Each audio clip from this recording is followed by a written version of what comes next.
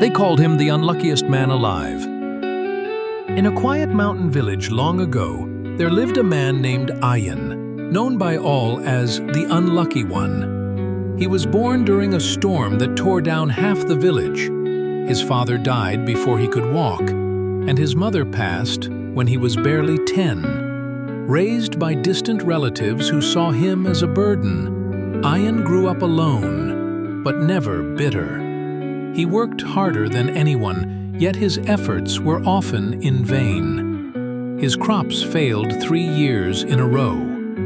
Every tool he owned would break, and whenever he saved some coins, a thief or illness would take them. Still, he would smile and say, "Perhaps luck is late, but it knows the way."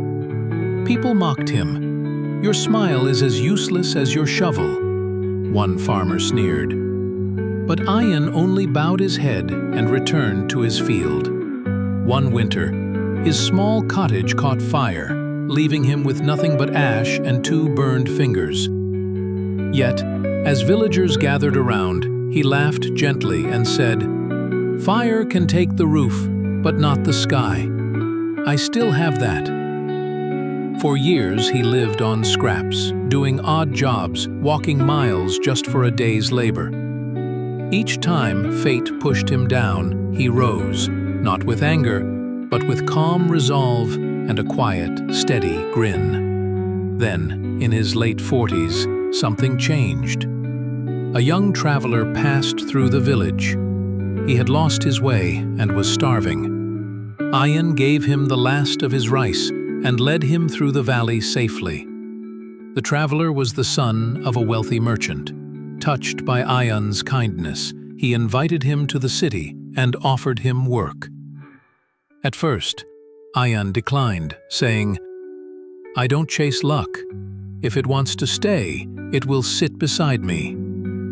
But the traveler insisted. Years passed, and Ayan became known in the city as a man of wisdom, integrity, and heart. The merchant made him a partner.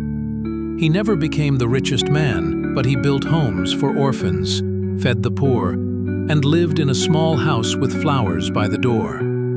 When he died at 82, there was a line of hundreds, people he had helped, smiled at, worked beside. Carved on his stone were the words he had lived by. "I never had luck, but I had light."